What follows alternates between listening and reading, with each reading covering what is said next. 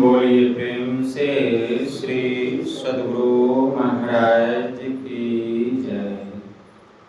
श्री सद्गुरु महाराज की जय।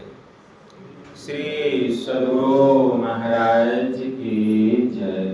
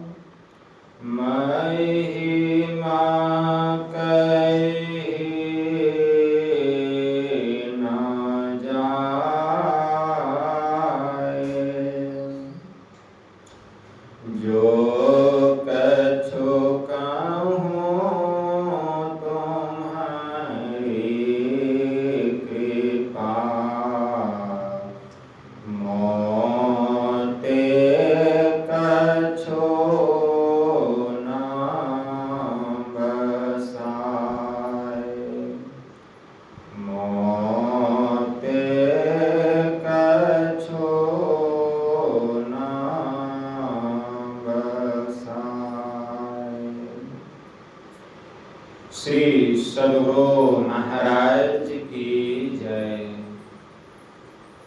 अव्यक्त रूप में प्रातः स्मरणीय अनंत श्री परम विभूषित परमाराध्य संत सद्गुरु महाराज के पावन कमल चरणों में बारंबार नमन। आदरणीय सत्संग प्रेमी गुरुजनों, भक्तिमती माताओं एवं धर्मशिला बहनों, आप लोगों को सर्वविदित हो चुका है कि आज का जो दिन है बड़ा ही पावन और पवित्र दिन है, क्योंकि आज के ही दिन आषाढ़ की पूर्णिमा में जगत गुरु वेदव्यास जी महाराज का अवतरण हुआ था। आज उन्हीं के अवतरण दिवस पर इस संसार में जितने गुरु भक्त हैं उनकी याद में अपने अपने गुरु की जयंती मनाते हैं और आशीर्वाद ग्रहण करते हैं। तो यह हम लोगों का सौभाग्य है कि आज हम लोग यत्र तत्र से इस स्थान पर एकत्र हुए। महर्षि वेदव्यास जी महाराज बड़े उच्च कोटि के महापुरुष हुए, बड़े उच्च कोटि के संत हुए। इनके जन्म की बड़ी विचित्र कथा है, बड़ी रोचक कथा है। और इससे भी रोचक कथा वेदव्यास जी महाराज जिस माता मत्स्यगंधा के गर्भ से जन्म हुआ, इनसे अधिक रोचक उसकी कथा है, मत्स्यगंधा की कथा है। रोचक कथा क्या है, आप लोगों को बहुत पीछे से लेके चलते हैं। एक राजा हो गए, उनका नाम था राजा सुधन्वा। एक बार राजा सुधन्वा शिकार करने के लिए जंगल गए। बहुत दिन तक अपने राजमहल वापस नहीं आए। जब अपने राजमहल वापस नहीं आए, राजा सुधन्वा बहुत दिन तक अपने राजमहल वापस नहीं आए, जंगल में शिकार करने बहुत दूर चले गए, नहीं आए। तो एक दिन इनकी जो अर्धांगिनी थी, जो रानी थी, उसके मन में सहवास की इच्छा प्रकट हो गई और वो सोचने लगी कि मैं एक पुत्र को जन्म देना चाहती हूँ।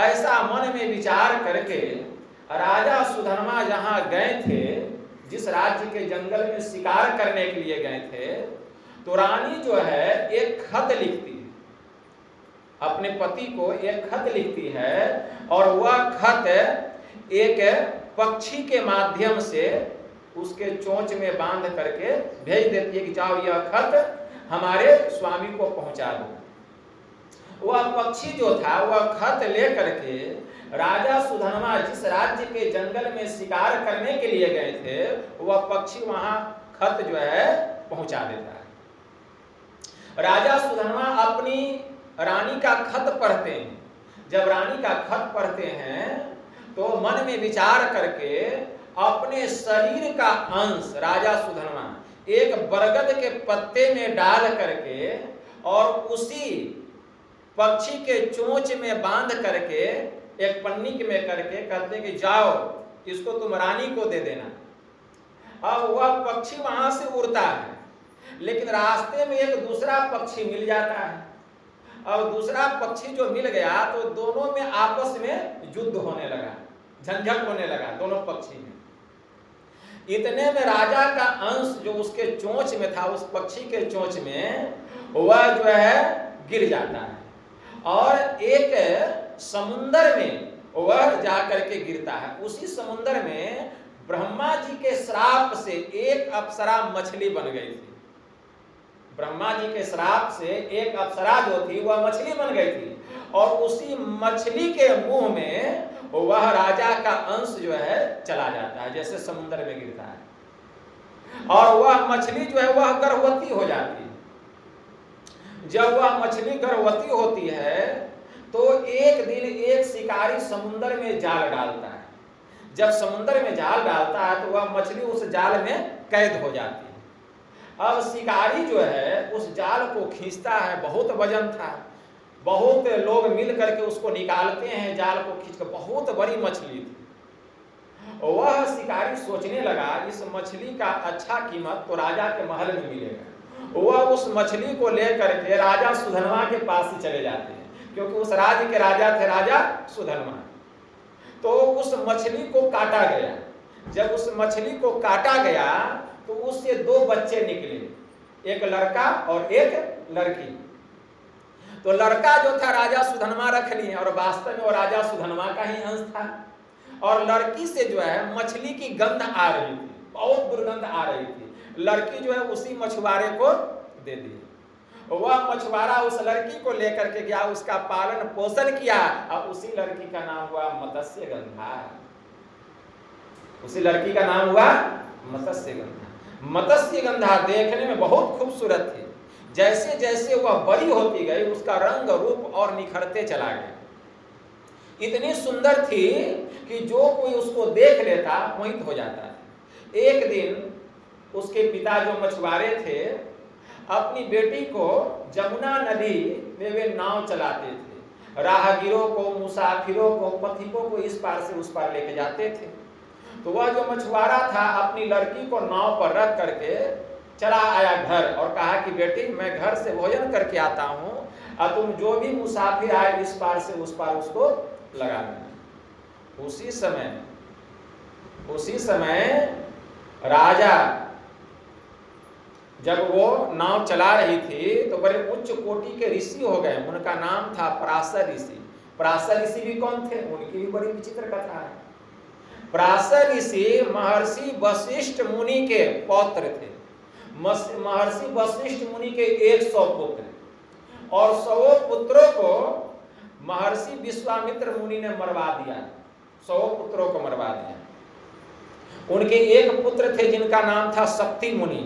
और शक्ति मुनि की जो पत्नी थी वह गर्भवती थी। किसी तरह जान बचा करके महर्षि वशिष्ठ मुनि अपनी बहू को लेकर के जा रहे हैं जंगल में कि बच्चे का जन्म होगा। लेकर के गए, उसी बच्चे का जन्म हुआ। शक्ति मुनि की जो पत्नी थी उसने बच्चे को जन्म दिया, उसी का नाम हुआ पराशर ऋषि। महर्षि पराशर ऋषि बड़े उच्च कोटि के महात्मा हो गए। और ये ऐसे महात्मा हो गए, इन्होंने 18 पुराण में जो सबसे प्रमुख पुराण है विष्णु पुराण की रचना। विष्णु पुराण की रचना करने वाले कौन है? महर्षि पराशर ऋषि। ये बहुत बड़े ज्योतिष शास्त्र भी थे। वास्तव में अगर कहा जाए तो ज्योतिष शास्त्र का ज्ञान इन्हीं के द्वारा संसार में फैला है। बहुत बड़े ज्योतिषज्ञ थे। ये देख करके बता देते थे नक्षत्र की विद्या को, चंद्रमा को देख के बता देते थे कि क्या होने वाला। तो ऐसे जो महर्षि पराशर ऋषि थे वे जमुना नदी के किनारे आए। उनको उस पार जाना था सत्संग करने के लिए। तो देखते हैं कि जमुना नदी के किनारे एक बड़ी ही सुंदर स्त्री है और वह नाव पर बैठी है, मुसाफिरों का इंतजार कर रही है। वे आते हैं, उसी नाव पर बैठ जाते हैं और कहते हैं कि देखो कन्या, हमको उस पार जाना है, लेके चलो। वह जो कन्या थी, जो मत्स्यगंधा थी, वह नाव खेवने लग गई। जब नाव खेवने लग गई तो जब नाव बीच नदी में गया तो पराशर ऋषि देखते हैं कि अभी का जो समय है, अभी का जो मुहूर्त है, बड़ा अच्छा मुहूर्त है। अगर इस मुहूर्त में कोई स्त्री अगर गर्भवती हो जाती है तो उससे जो संतान का जन्म होगा वह पूरे विश्व में ज्ञान का पताका फहराएगा। वह वेद पुराण का रचिता होगा और उससे विश्व का कल्याण होगा। विश्व का कल्याण होगा। लेकिन यह मुहूर्त जो है कुछ क्षण के लिए है, कुछ क्षण में यह मुहूर्त समाप्त हो जाएगा। अब उसी समय पराशर ऋषि क्या करते हैं, तो वे अपना भाव जो है मत्स्यगंधा के सामने रखते हैं कि देखो अभी का मुहूर्त बहुत अच्छा है और यह मुहूर्त जो है कितना 100 वर्ष गुजरने के बाद आता है। अगर इस मुहूर्त में कोई स्त्री गर्भवती होती है तो उससे जो संतान होगा वह विश्व का कल्याण करेगा और पूरे विश्व में उसका नाम रोशन होगा। तो उन्होंने अपने मन की इच्छा जाहिर की, लेकिन सत्यवती कही कि आप इतने उच्च कोटि के महात्मा हैं, इतने उच्च कोटि के ऋषि हैं, अब मैं तो एक मछुआरी की कन्या हूं। अब मेरे शरीर से मछली की दुर्गंध निकल रही है। मैं एक पापिनी स्त्री हूं और आप इतने पवित्र महात्मा हैं, संत हैं। तो महर्षि पराशर ऋषि कहते हैं कि इसकी तुम चिंता नहीं करो, मैं अपने योग बल से तुम्हारे शरीर का जितना भी दुर्गंध है सबको समाप्त कर दूंगा। तो मत्स्यगंधा जो है अपना प्रस्ताव रखती है कि मेरी 3 शर्त है। तो कहते हैं कि बताओ 3 शर्त क्या है। तो कहती है कि सबसे पहले अगर मेरा आपके साथ सहवास हो तो कोई नहीं देखे। और दूसरा यह शर्त है कि जब मैं गर्भवती हूं तो मेरे गर्भ का किसी को पता नहीं चले, नहीं तो लोग मुझे क्या करेंगे। और तीसरी शर्त यह है कि मेरे शरीर से फिर दोबारा जो है मछली की दुर्गंध नहीं आनी चाहिए। कहा ठीक है। तो वहीं पर महर्षि पराशर ऋषि अपने योग बल का प्रयोग किए और जमुना नदी के किनारे एक द्वीप था, एक टापू था। उसी टापू के पास उसके साथ सहवास हुआ मत्स्यगंधा का और वही मत्स्यगंधा उस शुभ मुहूर्त में वह गर्भवती हुई और उसी से वेदव्यास जी महाराज का जन्म हुआ। जब उनका जन्म हुआ तो उनका नाम रखा गया कृष्णद्वैपायन। कृष्णद्वैपायन क्यों रखा गया कि जब उनका जन्म हुआ तो वे काले थे, इसलिए काले होने के कारण उनका नाम पड़ गया कृष्ण। और द्वैपायन इसलिए जुड़ गया कि जमुना नदी के किनारे एक द्वीप पर उनका जन्म हुआ था, इसलिए उनका नाम पड़ गया कृष्णद्वैपायन। यही कृष्णद्वैपायन जब बड़े हुए, जब इनका जन्म हुआ, तपस्या करने के लिए चले गए हैं, ध्यान करने के लिए हिमालय पर बैठ करके साधना किए हैं।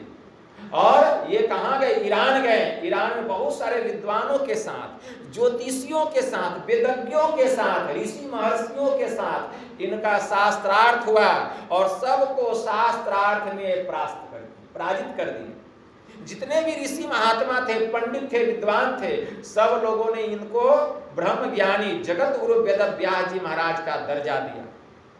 ये उच्च कोटि के संत हुए। इन्होंने 4 वेदों की रचना की। इन्होंने 18 पुराणों की रचना की, इन्होंने बहुत तरह के सदग्रंथों की रचना की, तब जाकर के ये महर्षि वेदव्यास कहलाए। और आज उन्हीं का जन्मदिन है, जयंती है। आज उन्हीं की जयंती हम लोग यत्र तत्र से मनाने के लिए इस स्थान पर एकत्र हुए। कितने उच्च कोटि के संत हो गए, आज प्रत्येक जगह उनकी जयंती मनाई जाती है। तो विचार कीजिए उनके जन्म की कितनी विचित्र कथा है। उनसे भी, उनके जन्म से भी विचित्र कथा उनकी माता के जन्म की है, कि उनकी माता के जन्म की कितनी विचित्र कथा है। तो ऐसे ऐसे संत हो गए, ऐसे ऐसे महापुरुष हो गए। इसलिए गुरु की भक्ति करनी चाहिए। गुरु की भक्ति से बढ़ करके और कोई दूसरा भक्ति नहीं है।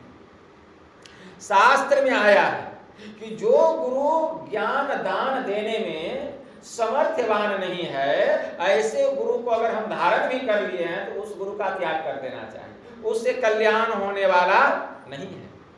इसलिए बृहतंत्र सार में बड़ा अच्छा मंत्र आया है, ज्ञानान मोक्षम वापनोति तस्मात् ज्ञानम प्राप्त परम अतो यो ज्ञान दाने ही न अक्षम अस्तम त्यजेत गुरुम। कि ज्ञान से मोक्ष मिलता है, ज्ञान से मुक्ति मिलती है, इसलिए ज्ञान से दुर्लभ है इस संसार में कोई दूसरी वस्तु नहीं है। इसलिए अतो यो ज्ञान दाने ही न अक्षम अस्तम त्यजेत गुरुम। जो गुरु ज्ञान दान देने में समर्थवान नहीं है, असमर्थ है, ऐसे गुरु का त्याग कर देना चाहिए। तो ज्ञान होना चाहिए। वास्तव में ज्ञान किसको कहा गया है? गुरु शरीर को नहीं कहा गया है। बहुत लोग सोचते हैं कि शरीर को ही गुरु कहते हैं। शरीर तो मरणशील है, शरीर का जन्म होता है, शरीर का मृत्यु होता है, इसलिए शरीर को ज्ञान नहीं कहा गया। गुरु नाम है ज्ञान का, ठीक है ना। ज्ञान को ही गुरु कहा गया है। गुरु नाम है ज्ञान का। शिष्य सीख ले सोए ज्ञान मर्याद जाने बिनु, गुरु और शिष्य न हो। बड़े उच्च कोटि के संत हो गए, संत ज्ञानेश्वर बड़े उच्च कोटि के संत हो गए। इनके एक भाई थे, बड़े भाई थे निवृत्तिनाथ। इनकी एक बहन भी थी मुक्ताबाई। संत ज्ञानेश्वर मात्र कितना वर्ष के थे? उनका उम्र कितना था? मात्र 11 वर्ष। 11 वर्ष। इतने बड़े सिद्ध थे, बहुत बड़े सिद्ध महात्मा हो गए, सिद्ध पुरुष थे, ठीक है। कितने बड़े सिद्ध पुरुष थे? उसी समय उस गांव में एक हठ योगी रहता था। हठ योगी, वह 1400 वर्षों का हठ योगी था। 1400 वर्ष। किसी का उम्र होगा 1400 वर्ष, और वह हठ योगी का उम्र था 1400 वर्ष। उसने हठ योग की विद्या से श्वास की गति को इतना कंट्रोल कर दिया था, रोक लिया था। श्वास की गति उसकी बंद हो गई थी, जिसके कारण से उसका आयु बढ़ गया, 1400 वर्ष हो गया। और वह सिंह की सवारी करता था, सिंह की सवारी, और हाथ में सांप का चाबुक रखता था। वह जिधर से भी गुजरता था चीख पुकार मच जाती थी, लोग भाग जाते थे। जब वह नाम सुना संत ज्ञानेश्वर का कि बहुत बड़े कोई राजयोगी हैं, बड़े उच्च कोटि के हैं संत ज्ञानेश्वर, क्या वे हमसे बड़े हैं? हमसे बड़े हैं ज्ञान में? तो इनको अहंकार हो गया, चांददेव को अहंकार हो गया कि हमसे बड़ा ज्ञान में दूसरा कौन हो सकता है। और वो बालक 11 वर्ष का बालक है, ऐसा हो नहीं सकता है। तो ऐसा मन में विचार करके उनके मन में हुआ कि उस बालक से मिलना चाहिए। तो वे क्या करते हैं? चांददेव एक खत लिख करके भेजते हैं। किसको? संत ज्ञानेश्वर को खत लिख के भेजते हैं। कोई उनका एक शिष्य खत लेकर के आता है और कहता है कि चांददेव जो है, हमारे जो गुरु हैं, आपसे मिलना चाहते हैं, आपसे मिलना चाहते हैं। तो मुक्ताबाई खत पढ़ती है, सुनाती है संत ज्ञानेश्वर को। संत ज्ञानेश्वर जो है कहते हैं इस खत को सादा ही दे दो, उसमें कुछ भी नहीं लिखना है। अब वह चांददेव के पास उसका शिष्य खत लेके जाता है, देखता कुछ लिखा हुआ नहीं, तो समझ गए कि लगता है कि ये मेरे पास नहीं आना चाहते हैं, हम ही को बुलाना चाहते हैं। क्या ठीक है। तो ये सिंह पर सवार होकर के चले। सिंह एकदम छलांग लगाता हुआ आ रहा है, सब लोग शोर मच रहा है, भगदड़ मच रही है, धूल उड़ रहा है। मुक्ताबाई दूर से देखती है, कहती है भैया लगता है चांददेव आ रहा है, पूरे गांव में धूल मच रहा है, सिंह पर सवार है, उसके हाथ में सांप का चाबुक है, कुछ दूरी पर जा करके वह रुक गया, करीब 1 किलोमीटर की दूरी पर वह रुक गया बीच में। तो मुक्ताबाई कहती है कि भैया वह तो सिंह पर चढ़ करके आया है और उसके हाथ में सांप का चाबुक है, अब हम लोग कैसे जाएंगे उसके पास में? वह शास्त्रार्थ करने के लिए आया है कि क्या करने के लिए आया है? कहा बहन तू चिंता क्यों करती है? चबूतरा पर बैठे हुए थे संत ज्ञानेश्वर और उनकी बहन जो है एक पाया था, ठीक है ना, पाया ईटा का था, उसमें मट्टी का लेप किया हुआ था, पाया को पकड़ी हुई थी और निवृत्तिनाथ कहीं बाहर गए हुए थे सत्संग करने के लिए, उनके बड़े भाई नहीं थे। तो संत ज्ञानेश्वर क्या कहते हैं, चबूतरा पर जो बैठे थे, मिट्टी का घर था, जिस चबूतरा पर बैठे हुए थे संत ज्ञानेश्वर, उसी चबूतरा को कहते हैं कि ऐ चबूतरा चल जल्दी हमको उस हठ योगी के पास पहुंचाओ। इतना कहें कि ऐ चबूतरा जल्दी से उस हठ योगी के पास पहुंचाओ। वह चबूतरा जमीन को छोड़ के उठ गया और उड़ने लगा और मुक्ताबाई देख रही है कि चबूतरा उड़ रहा है और संत ज्ञानेश्वर बैठे हुए हैं। उसी चबूतरे में बैठे हुए मुक्ताबाई खड़ी है और चांददेव भी देख रहा है कि ये क्या, ये तो घरे उड़ते हुए आ रहा है। अब चांददेव सोचने लगा हम तो एक चेतन पर चढ़ करके आ रहे हैं जिसमें जान है, आई तो बिना जान वाला जो जड़ है उस पर चढ़ के आ रहा है, ये कितना बड़ा सिद्ध महात्मा है। और जब चबूतरा आया तो वहां आकर के उतर गया। यह देख करके चांददेव के पीछे पीछे जितने शिष्य थे सब एक एक करके भागने लग गए कि कोई साधारण पुरुष नहीं है। अब चांददेव देखता है कि मेरे पास तो कोई नहीं है। चांददेव भी सोच में पड़ गया, करे क्या। अब उसके सामने कोई चारा नहीं था, वह समझ गया कि ये बड़े उच्च कोटि के संत हैं। अब सोच लिया कि अब समर्पण के अलावा कोई उपाय नहीं है, ठीक है ना। इसलिए चांददेव जो था संत ज्ञानेश्वर के चरणों में गिर गया। कहा भी गया है, गुरु से ज्ञान जो लीजिए आशीष दीजिए दान, आप बहुतक भोदू बही गए आ राखे जीव अभिमान। हम आए हैं गुरु से ज्ञान लेने के लिए तो हमको शीश उतार करके देना पड़ेगा। शीश उतार करके देने का मतलब क्या, गर्दन काट दें? नहीं, शीश उतार के देने का मतलब है कि अपना अहंकार उनके चरणों में सौंप दीजिए। नहीं, यही है अहंकार रूपी सिर काट के देना। अगर हम गुरु के शरण में आएंगे, अहंकार रखेंगे तो आप गुरु का ज्ञान नहीं ले सकते हैं। चांददेव 1400 वर्ष का हठ योगी संत ज्ञानेश्वर के सामने लज्जित हो गया और उनके चरणों में झुक गया, जो कभी किसी के चरण में नहीं झुका था, और कहा गुरुदेव आपने यह विद्या कहाँ से पाई, हमको भी यह विद्या सिखाइए। तो हठ योगी अलग है और राजयोग अलग है। इसलिए शास्त्र में आया यथा सिंहो गजो व्याघ्रो भवेद्वस्यः शनैः शनैः तथैव सेवितो वायुर्यथा हन्ति साधकम्। जैसे सिंह, बाघ और हाथी धीरे धीरे काबू में आते हैं, वैसे ही हठ योगी जो है हठ योग का अभ्यास करते करते धीरे धीरे प्राण को आयाम करने का प्रयास करते हैं। प्राण का आयाम करना मतलब प्राण को वश में करने का प्रयास करते हैं धीरे धीरे। यह हठ योगी का काम है। वे प्राण का आयाम करते, प्राण को वश में करते हैं। इसके लिए श्वास प्रश्वास की गति को काबू करने का प्रयास करते हैं और इसीलिए हठ योग करते हैं। हठ योग में क्या करते हैं कि शरीर में जो कुंडलिनी शक्ति है उसको जागृत करते हैं। कुंडलिनी शक्ति बहुत लोगों को नहीं पता है, कुंडलिनी शक्ति क्या है। हम जो बैठे हैं तो सबसे नीचे है मूलाधार चक्र, उसको गुदा चक्र कहा गया। उसके स्वामी, उसके देवता गणेश भगवान बतलाए गए। उसके ऊपर है क्या है, उसके ऊपर है मूलाधार चक्र मतलब नाभि चक्र, ठीक है ना। उसके देवता भगवान ब्रह्मा जी बतलाए गए। क्यों, यहाँ हर प्रकार यहाँ रूप जो है कायम होता है, रूप बनने की शक्ति उत्पन्न होती है, ठीक है ना। उसके ऊपर है मणिपूरक चक्र मतलब नाभि चक्र, ठीक है ना। इसके देवता कौन है, इसके देवता भगवान विष्णु बतलाए गए हैं। यहाँ पोषण की शक्ति प्रकट होती है। जब माँ गर्भवती होती है तो बच्चे का पोषण इसी नाभि के द्वारा होता है।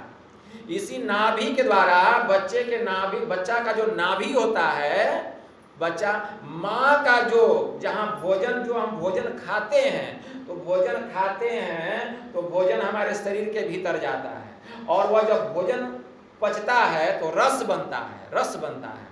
और वो जहां रस बनता है वहीं पर नाभि का नाल लगा हुआ रहता है बच्चे का नाभि का नाल वहीं लगा हुआ रहता है, और उसी नाभि के नाल के द्वारा बच्चे के शरीर में भोजन जाता है। माँ जो खाती है और वो जो भोजन पचता है तो रस बनता है, वही रस नाभि के द्वारा बच्चे के भीतर में जाता है और बच्चा माँ के गर्भ में पुष्ट होता है।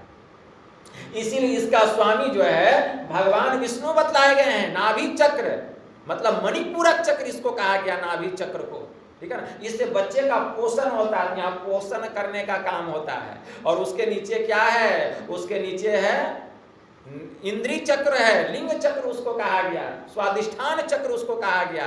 वहां रूप उत्पन्न होता है। और मूलाधार चक्र के ऊपर नाभि चक्र जिसको स्वादिष्ठान चक्र कहा गया।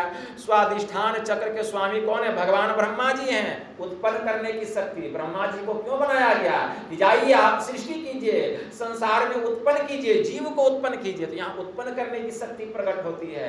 उसके ऊपर मूलाधार चक्र मतलब पोषण की शक्ति, और उसके ऊपर में है अनाहत चक्र।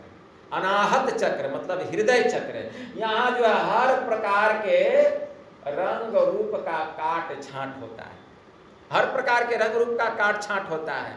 अब देखिए बच्चे का जो जन्म होता है उसकी शैली क्या है, लोग नहीं समझते हैं। उसकी शैली बड़ी तीव्र है। सबसे पहले जीव कहां से आया है? तो उतरी परियोतम माही अपीवनी शब्द में, याही ते परी गयो दूर चलो नी शब्द में। कहते हैं घट तम प्रकाश शब्द नी शब्द की कोठरी, चारों कोठरिया अहई अंदर घट कोठरी। तो उतरी परियोतम माही पीवनी शब्द में, इसलिए हम परमात्मा का निशब्द में, हम लोग निशब्द से आए। जीव कहां से आया? निशब्द से आया शब्द में, शब्द से प्रकाश में, प्रकाश से अंधकार में, शक्ति नीचे खींचती हुई चली आई और इस संसार में आकर के हम फंस गए। तो ये जो अनाहत चक्र है इसको हृदय चक्र कहा गया। यहाँ हर प्रकार के रंग रूप की काट छांट होती है। तो जो हठ योगी होते इस तरह एक एक चक्र को जगाते हैं। तब ऊपर में है आज्ञा चक्र, दोनों आंख और नासिका का जो मिलन स्थान है वहां आज्ञा चक्र है। तो हठ योगी एक एक चक्र को जगाते जगाते आज्ञा चक्र पर अपने को स्थिर करते हैं, तब प्राण का आयाम होता है। मतलब प्राण की गति रुकती है, प्राण बस में होता है, श्वास पर श्वास की गति बंद हो जाती है। तो ऐसा हठ योगी करते हैं। तो वह जो चांद देव था ऐसी विद्या जानता था, वह हठ योग किया था। लेकिन राजयोग के सामने हठ योग किसी काम का नहीं। राजयोग यह एक विहंगम योग है। यह उड़ने की कला सिखाता है कि आप उड़ करके कहीं जा सकते हैं। यह उड़न तस्तरी के तरह काम करता है। आप कहीं बैठे बैठे कहीं जा सकते हैं। किसी पर सवार होने की जरूरत नहीं है, किसी का सहारा लेने का जरूरत नहीं है। गुरु महाराज कभी जापान गए थे, लेकिन बैठे बैठे जापान चले गए। सुने कि किसी प्लेन के द्वारा या हेलीकॉप्टर के द्वारा गुरु महाराज जापान गए? कैसी शक्ति थी, कैसी विद्या थी। विहंगम योग की साधना करते थे, राजयोग की साधना कर बैठे बैठे जापान चले गए। युकिको फ्यूजिता को स्वप्न दिए और युकिको फ्यूजिता वहां से आई भारत और गुरु महाराज से ज्ञान लेकर के अपने देश गई, साधना करके ज्ञान को प्राप्त की। तो यह है राजयोग। इसीलिए भगवान शिव योग शास्त्र के ज्ञाता कहलाते हैं। पातंजल योग, महर्षि पातंजलि जो है भगवान शिव के बहुत बड़े उपासक थे।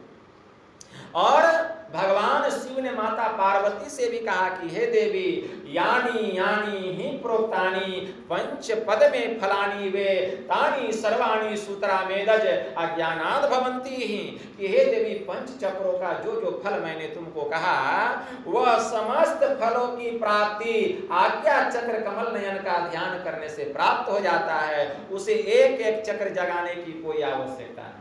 क्यों? भगवान शिव राजयोग की साधना करते थे, विहंगम योग की साधना करते थे। इसलिए हम लोगों को राजयोगी बनना चाहिए, राजयोगी बनना चाहिए। राजयोग मतलब क्या सिखलाता है? राजयोग क्या कहता है कि जो जहां बैठता है वहीं से उठता है और जो जहां से उठता है वहीं से चलना प्रारंभ करता है। तो राजयोग कहता है कि पहले यह बतलाओ बेटा तुम कहां बैठे हुए हो, पहले यह बतलाओ तुम कहां बैठे हुए हो। बहुतों को पता नहीं हो, बहुत कहेंगे बाबा हम सत्संग भवन में बैठे। अरे सत्संग भवन में तो हमारा शरीर बैठा हुआ, हम कहाँ बैठे हुए हैं। तो बहुत लोग बहुत सोच के कहेंगे बाबा हम इस शरीर के भीतर में हैं। अरे इस शरीर के भीतर में कहाँ बैठे हुए हो, इस शरीर के भीतर में कहाँ। संत कबीर साहब के पास एक शिष्य आया और कहने लगा बाबा मैंने गुरु धारण कर लिया। तो संत कबीर साहब कहते हैं गुरु धारण कर लिया जी, तो बतलाओ इस तन में मन कहाँ बसत है, इस तन में मन कहाँ बसत है। और निकस जाए नौ ठोर, और गुरु गम हो तो बतलाओ, और ना तो कर गुरु और, उससे काम चलने वाला नहीं है। अगर तू गुरु धारण कर लिया है तो बतला इस शरीर में मन कहाँ रहता है, जहाँ मन रहता है वहीं तू रहता है, वही जीव का वासा है। अब तो उसका माथा चकराने लगा कि हमारे गुरु महाराज ने तो यह बताया ही नहीं कि शरीर में मन कहाँ रहता है, जहाँ मन रहता है वहीं हम रहते हैं, हमको तो पता ही नहीं है। कहा बेटा उस गुरु से काम चलने वाला नहीं है। कर फुक्का गुरु हद का, बेहद का गुरु और बेहद का गुरु जब मिले तब लगे ठिकाना ठौर। अंधरा गुरु बता चेला, दोनों नरक में ठेलम ठेला। हरई शीश धन शोक न हरई, सो गुरु घोर नरक में पड़ई। अरे गुरु तो ऐसा चाहिए, रहिए शब्द समाए, मिले तो दंडवत बंदगी, पल पल ध्यान लगाए। ऐसा गुरु होना चाहिए, ठीक है ना, ऐसा गुरु चाहिए। इसलिए बेटा उस गुरु से काम चलने वाला नहीं है। अब वह शिष्य माथा पीटने लगा, अब क्या करें। कहा कि बाबा आप ही बता दीजिए कि इस शरीर में मन कहाँ रहता है, हम आप ही को गुरु बना लेंगे, अब उसको छोड़ देंगे। तो संत कबीर साहब कहते जाओ, पहले जमुना नदी बह रही थी, जमुना नदी में नहा कर आओ। वो आया, नहा करके संत कबीर साहब कहते देखो नैनो माही मन बसत है, नैनो माई मन बसत है, निकस जाए नौ ठोर, गुरु गम भेद बतलाइया, सब संतन सिर मोर। मतलब मन का वासा का आंख में है बेटा, मन का वासा आंख में। नैनो माही मन बसत है, निकस जाए नौ ठोर, मतलब यह जो मन है नौ जगह में जाकर के फैला रहता है, नौ द्वारों में, ठीक है ना, फैला रहता है और भोग करता है। कहाँ क्या है, वहां से फैल जाता है, शक्ति जो फैल जाती है, कान में आ गई, हाथ में आ गई, नौ द्वार में आकर फैला विषय का भोग करता है। तो नैनो माही मन बसत है, निकस जाए नौ ठोर। इसलिए मन को, जो मन बिखरा हुआ है नौ द्वार में, इसको समेट करके अब गुरु महाराज जहाँ ज्ञान बतलाए हैं ध्यान लगाने के लिए, गुरु गम हो तो भेद, गुरु गम भेद बतलाइया, सब संतन सिरमौर। तो सभी संतों का यही कहना है कि मन का वासा कहाँ है, आंख में है। जो संत हो गए उनका एक ही मत है, और जो संत नहीं हुए हैं उनका मत अनेक हो सकता है। क्यों? क्योंकि उनको वह मार्ग पता नहीं है। लेकिन जो संत हो गए उनका तो मार्ग एक ही रहेगा। संत हो गए कबीर साहब, संत हो गए सूरदास, संत हो गए पलटू, आप इनकी वाणी पढ़िए, सबका मार्ग एक है। सब ने कहा कि मन का वासा कहाँ है, नेत्र में है, वहीं पर जीव बैठा हुआ है। तो नेत्र में मन का वासा है, लेकिन इस आंख में नहीं, ये बाहरी चमड़े का आंख में नहीं मन बसा हुआ है, चमड़े का आंख में नहीं। तब तो दो आंख है तो मनो दो न हो जाएगा जी। अब मन दो नहीं है, मन एक के है। बहुत लोग कहते नहीं बाबा, कबीर साहब कहते हैं कि मन का वासा आंख में, तो बाहरी आंख में कहे हैं तो दो आंख है, तो मन भी दो है, एगो सुमन एगो कुमन, एगो बढ़िया मन एगो खराब मन। देखिए कैसा कैसा तर्क करते हैं, नाम भी दे दिए मन का, एक अच्छा मन और एक खराब मन। अरे मन तो एक के है, उसको अच्छा बनाना और खराब बनाना ये तो हमारे ऊपर निर्भर करता है ना। अगर मन को अच्छे काम में लगा करके रखेंगे तो मन अच्छा रहेगा, और मन को बुरा काम में लगाएंगे तो मन बुरा। मन तो एक है, मन तो एक है। मन को अगर शुभ काम में लगा करके रखिएगा तो अच्छा भाव उत्पन्न होगा, मन को अशुभ कामों में लगा करके रखिएगा तो पाप उत्पन्न होगा। संत कबीर साहब ने कहा कबीरा मन तो एक है, कहें कि मन दो है, कहें कि मन दो है। कबीरा मन तो एक है, भावे तहां लगाओ। कबीरा मन तो एक है, भावे तहां लगाओ। भावे गुरु की भक्ति कर, भावे विषय कमाओ। चाहे तुम मन को विषय भोग में लगाओ, चाहे ईश्वर की भक्ति में लगाओ, लेकिन मन तो एक है, मन दो नहीं है, मन एक ही है। तो लोग मन का भी दर्जा दे देते हैं, बांट देते हैं, तब तो कहेंगे कि हम भी दो हैं, जीव भी दो है। ऐसा नहीं होता है, मन एक ही है। इसलिए मन को शुभ कामों में, ईश्वर की भक्ति में, ध्यान में, भजन में लगाना चाहिए। तब हमारे मन में पवित्र भावनाएं उत्पन्न होंगे, और जब पवित्र भावनाएं उत्पन्न होंगे तो हमसे पवित्र काम होगा, और जब पवित्र काम हमसे होगा, होने लग जाएगा, तो ईश्वर की कृपा होगी और किसी न किसी विधि हमारा और हमारे घर परिवार का पोषण होने लग जाएगा और हम ईश्वर के अच्छे भक्त बन जाएंगे।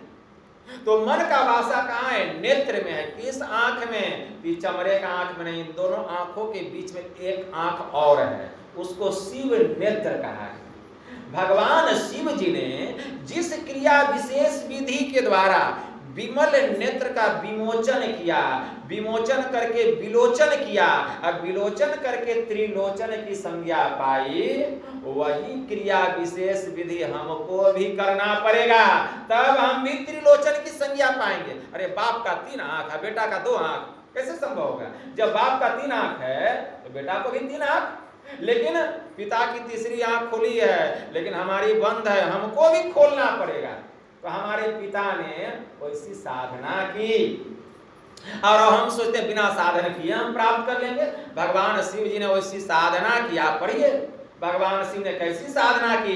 भगवान शिव जी ब्रह्मा जी से कह रहे हैं, योगहीनम कथम ज्ञानम मोक्षदम भवति भोह योगो अपि ज्ञानहीनस्तु न क्षमो मोक्ष कर्मणि तस्मात् ज्ञानम च योगम च मोक्षरधिनम भयसेत्। इसके लिए योग करना पड़ेगा, भक्ति करनी पड़ेगी। भगवान शिव जी ब्रह्मा जी से कहते हैं, सुषुम्नायम यदा योगी क्षणे कंपी तिष्ठति, सुषुम्नायम यदा योगी क्षणार्धमपि तिष्ठति, सुषुम्नायम यदा योगी सुलग्नो लवनाम्बुवत, सुषुम्नायम यदा योगी लीयते क्षीरनिर्वत, भिद्यते च तदा ग्रंथि छिद्यन्ते सर्व संशया, क्षीयन्ते परमाकाशे ते यान्ति परमाम गतिम।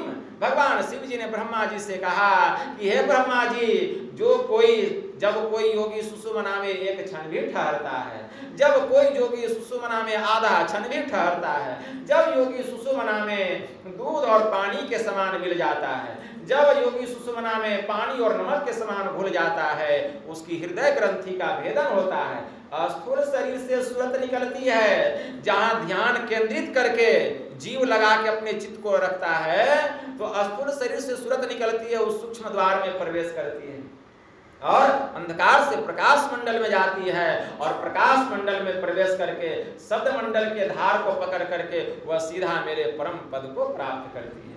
भगवान शिव जी ने कहा। तो भगवान शिव जी ने ऐसी साधना की, तब वे त्रिलोचन कहलाए। तो हम लोगों का त्रिलोचन बंद है, मतलब तीसरा नेत्र। त्रिलोचन, लोचन का अर्थ होता है आंख, और त्रि का मतलब होता है तीसरा आंख। तो हम लोगों का तीसरा आंख बंद है, उसको खोलना पड़ेगा। कैसे खोलेंगे? सोचेंगे कि खूब मालपुआ खाएंगे, खुल जाएगा। खूब सिनेमा सर्कस देखेंगे, खुल जाएगा। खूब विषय भोग करेंगे, खुल जाएगा। खूब घूमेंगे फिरेंगे, ऐश करेंगे, मौज करेंगे, और कहेंगे बाबा ध्यान करने का फुर्सत नहीं। खूब समझाने पर, खूब बुझाने पर थोड़ा बैठेंगे 10 मिनट, फिर जो है बैठते बैठते फिर संसार में लिप्त हो जाएंगे। तो कहां से वह त्रिनेत्र खुलेगा? मर जाइएगा, त्रिनेत्र नहीं खुलेगा। ठीक है, पता नहीं फिर मरेंगे, कौन देखा है फिर खुलेगा कि नहीं खुलेगा। अभी जीवन मिला है, परमात्मा ने जीवन दिया है, हम ऐसी भक्ति करें, ऐसी साधना करें कि हमारा वह आंख खुल जाए।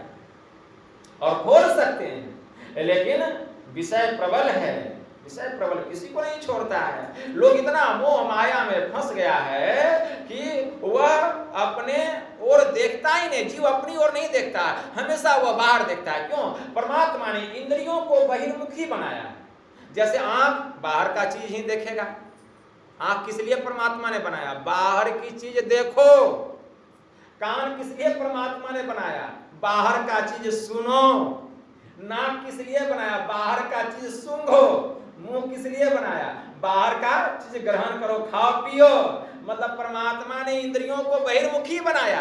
क्यों? क्योंकि जीव अपने भीतर नहीं देख सके, हमेशा बाहर देखे और मेरा माया में फंसा रहे, डूबा रहे, और हम इसको फंसाते रहे, एकदम नचाते रहे।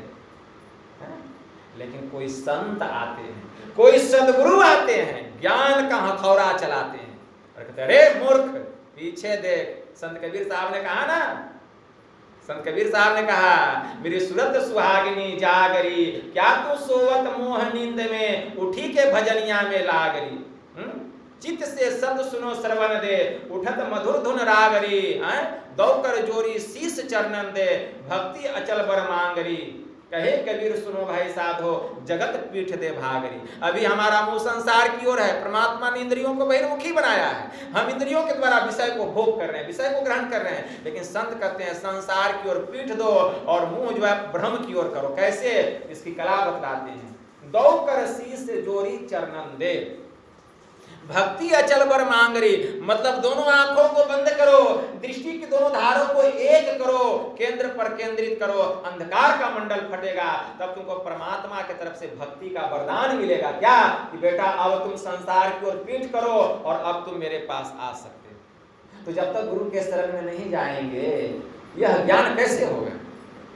गुरु बिनु माला फेरता, गुरु बिनु करता दान, और गुरु बिनु सब निष्फल गया, पूजो वेद पुराण। बिना गुरु का काम चलने वाला नहीं है। इसीलिए कहा गया, जिसके जीवन में गुरु नहीं उसका जीवन ही शुरू नहीं, वह तो मरा हुआ है। और जो गुरु धारण कर लेता है उसका जन्म होता है, वह द्विज होता है। इसलिए हम लोग गुरु से युक्ति जान करके यह साधना करें, यह क्रिया करें। कहाँ त्रिनेत्र है, कैसे खुलेगा, इसके लिए कुछ मोटी उपासना है, जप ध्यान है, कुछ मानस जप करें, कुछ मानस ध्यान करें, मन पवित्र होगा, मन की गति शांत होगी, मन में जो उतावलापन है, अशांति है, वह अस्थिर होगा।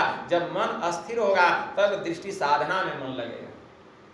दृष्टि साधना करते करते जब दृष्टि की दोनों धार केंद्र पर केंद्रित होगी तब शक्ति का पता चलेगा। जैसे दो पत्थर को आपस में टकराते हैं तो क्या उत्पन्न होता है। दो चमकदार पत्थर लीजिए और उसको आपस में टकराइए रात के समय, तो देखिएगा उससे चिंगारी निकलता है। दो चमकदार पत्थर को आपस में टकराएंगे उससे चिंगारी निकलता है और आवाज भी होता है। उसी तरह संत कबीर साहब ने कहा, गुरु धोबी, गुरु क्या है, धोबी है, खूब पीटता है।